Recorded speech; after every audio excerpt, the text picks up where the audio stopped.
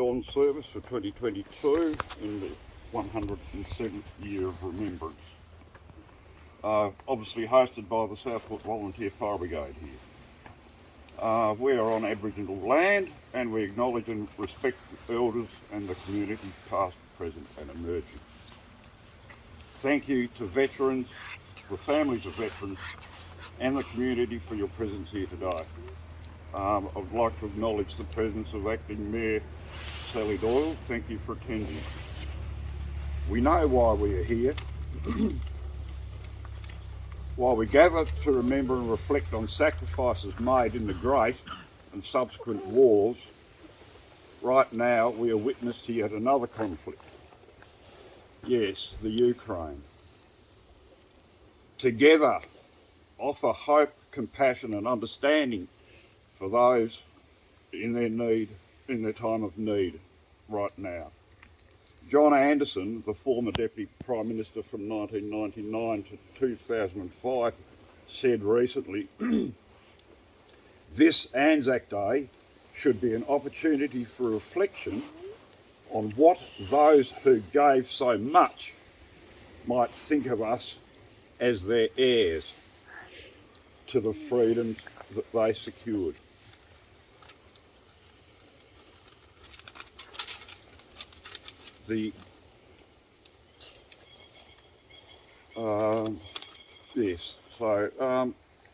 Also have a thought for all the animals out there, please. Horses, donkeys, camels, dogs, pigeons or companion animals. We see it on the TV, people nurturing their companion animals in these areas of conflict, and the impacts of those affect all facets of our lives. It's gone. Lastly, thoughts to emergency responders in areas of conflict. I'm heartened yet deeply distressed to see these firefighters, first aiders, ambulance people, doctors, veterinarians and other aid workers selflessly doing their work under such chaotic and dangerous situations. Thank you. The main address today is given by Christopher Foskett. Thank you, Christopher. Good morning, esteemed guests, veterans and their families, ladies and gentlemen. My name is Chris Foskett and it is with great privilege that I address you here this morning as we gather at this hour on this day to remember the ANZACs who leapt ashore at Gallipoli and who landed on history's page on the 25th of April 1915. Today we remember the sacrifice of those ANZACs as we do the sacrifices on the battlefields and other theatres of war around the globe. We remember the sacrifice of all Australian men and women who served, and in the more than 100,000 Australian servicemen and women who have died in wars and conflicts, on peacekeeping duties, in disaster relief, on humanitarian assistance missions, and whilst on training.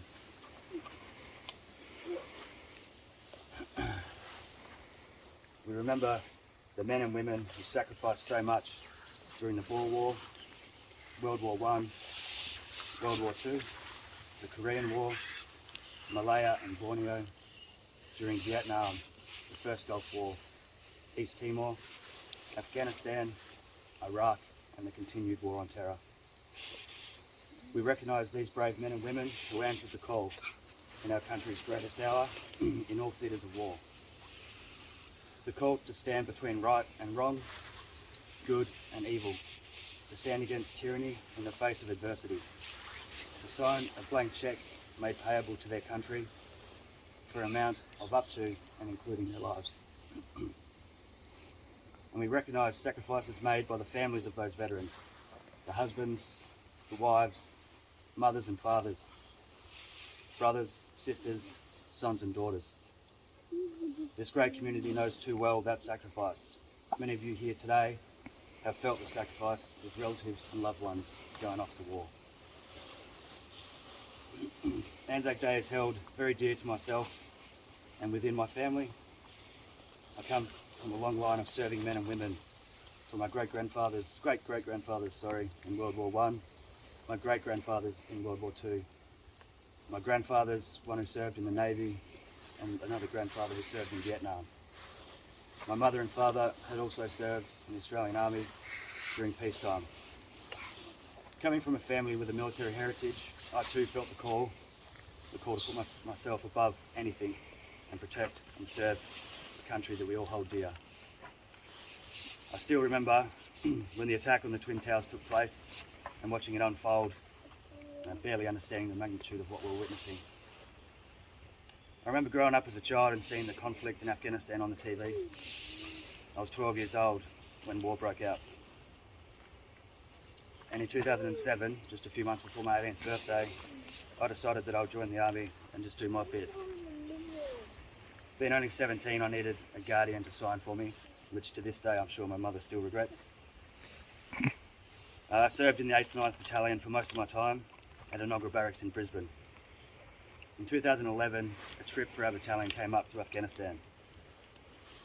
Everyone wanted to go. We all trained hard to be the best soldiers we can be. And war in the defence of liberty and freedom is our job. I was selected to be a part of mentoring team 4. Mentoring team 1, sorry, I'm mentoring Taskforce 4. Throughout 2011, we were training intensely, physically and mentally. We spent more than 200 days away from home that year, just so we could pass certification to be eligible to go off to fight. It was a tough yet exciting year. That Christmas, we spent a little bit of time at home on leave, but as our company was the first to leave, we had to go cut our leave short, and we left in January of 2012. My mum Sharon and my stepdad Peter, they came up to Brisbane to farewell us when our battalion held a parade. It was hard to see Mum and Peter, to see the hurt and worry in their eyes as they watched me with the other soldiers that were about to leave. Me being me, I was a bit jovial, dismissive about it. I didn't really see what was going on. It was a different feeling for us, like a feeling of excitement, pride, honour and fulfilment. A higher calling was just something different. We operated out of forward operating base Hadrian in the provincial town of Duraywood in west of Tarankout. The first few weeks were tough. The first few patrols were even tougher. I was the lead crew commander, meaning that I led the first vehicle during our mounted patrols. I navigated, and I'd be on the lookout for any and all threats ahead of us, be it shots from the distance or the menacing roadside bombs that we also so much encountered. Our unit was stationed in and around Duraywood from January to July 2012. Mentoring the Afghanistan National Army, we would conduct partnered patrols and clearances of surrounding areas to disrupt the Taliban's efforts to maintain a stronghold in the province. For the most part, it was a hot and dry land. Daytimes could reach usually 45 degrees plus. Some days it would be closer to 50. We would patrol most days, and on occasion for a week or two at a time, staying out in the desert to maintain a strong presence to our enemy. It was a long, tough 7 months, unlike anything I've ever experienced.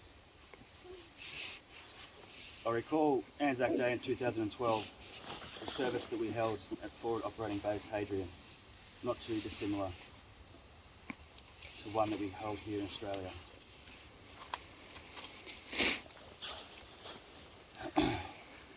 While standing there in a war zone, there was something different to commemorate ANZAC Day, thinking and remembering the war before us.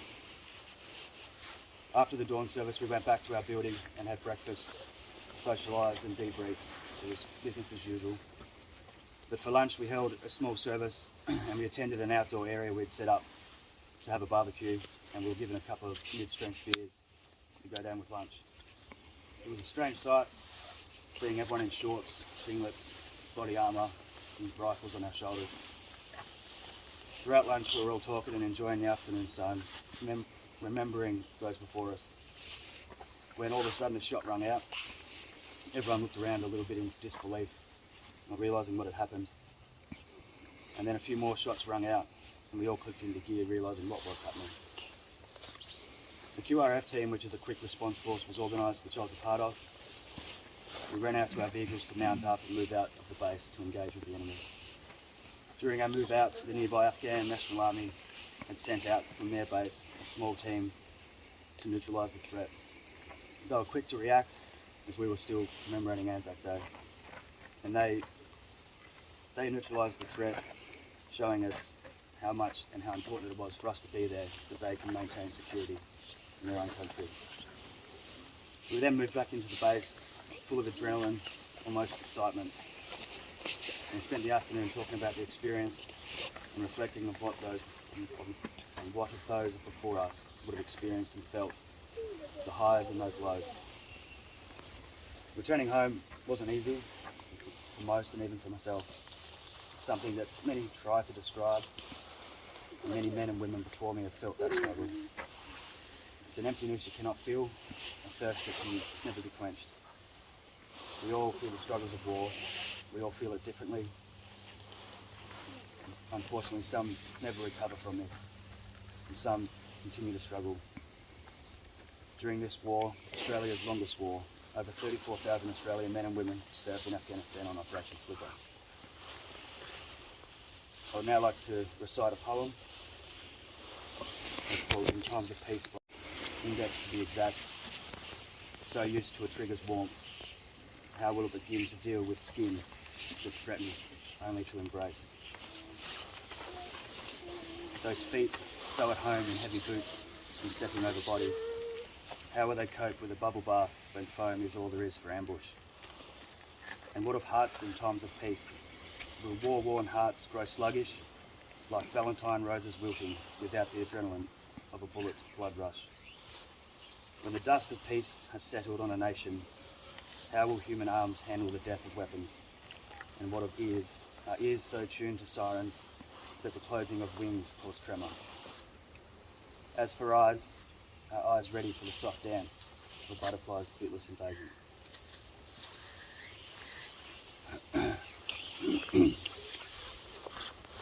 They shall grow not old, as we that are left grow old. Age shall not weary them, nor the years condemn. At the going down of the sun, and in the morning, we will remember them.